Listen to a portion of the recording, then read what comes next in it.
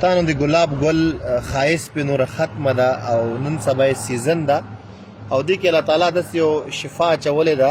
هغه کسان چې ډپریشن لري، د اعصابو ضعیفي وي، طرح طرح علاجونه کوي، د هغه لپاره نن ګل نه سره کوم تاسو اعصابو تقویت ورکولی شئ. دا کتلی شئ بې شمار یعنې ګلان دي. نو هغه کسان چې اعصابو ضعیفي لري، د ګلاب وچې پاڼې تقریبا 100 ګرامه او 100 ګرامه بادام او 100 ګرامه یعنې کې دې ته یعنې کې موږ خوجولي هم ورته وایي، سونف هم ورته وایي، بادیان هم ورته وایي. دا 3 وړه چې پاوډر کړي د اوړو په شانتې بس نیمه کاچوغه سهار او ماښام یو ګیلاس شیدو سره خوري. دا زړه ته هم تقویت ورکوي، اعصابو ته هم تقویت ورکوي. هغه کسان چې په ډپریشن باندې اخته وي یا د ډپریشن وجې نه د مردانه طاقت ضعیفي، نو هغه دې سره به حلېږي. کتلی چې نن سبا دې سیزن ده، باید دې نه تاسو پوره ګټه واخلئ. دا اوس وچې پاڼې لاندې غورځېدلي، داسې وچې پاڼې تاسو د ګلاب په کار دا کتلی شئ. یعنې کې دا ګلاب وچې پاڼې باید تاسو استعمال کې راوړئ. ما ورته ویل دا داسې فایدې ګټې لري. اوس سیزن ده، هر چېرته چې لاړئ د ګلاب په سیزن ده، باید ګلان راوش کوئ او سوري ته یې وچ کړئ، بیا یې خپل استعمال کې راوړئ. نو انشاءالله ګلاب کې داسې خاصلات خاص دي چې استعمال هم کوئ، دعا به کوئ که د الله رضا وي. کتلی شئ.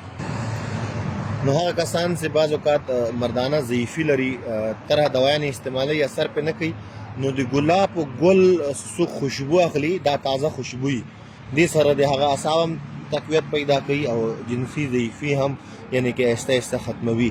دې کې یو دا خصلت دی. او تاسو سره کوم پرفیومونه استعمالوئ، نن سبا هغه الټا اعصاب هم ضعیفه کوي او مردانه ضعیفي هم پیدا کوي. دا یعنې کې نیچرل ګل دا فواید دي چې دې څوک خوشبو اخلي سهار کې ټیم کې، نو انشاءالله دې سره اعصاب او جنسي ضعیفي هم ختمیږي. دې نه علاوه حشاش بشاش یعنې کې انسان ژوند کوي. خو اصولا داسې اصلي ګلاب باید سړی خوشبو واخلي. سپریګانې یا پرفیومونه څومره دي، هغه ضرر کې الټا اعصاب سون کوي، د انسان خپل چې کوم دي هوښیاري حس د هغه ضعیفه کوي. او دا بې پیسو هر چېرته میلاویږي. دا کتلی شئ تاسو به سور او زیړ ګلاب اخلئ، دا سپین ګلاب چې ده دا به نه استعمالوئ. دا کتلی شئ سور اور زیړ چې ما درته ښکاره کړه، هغه به تاسو استعمالوئ.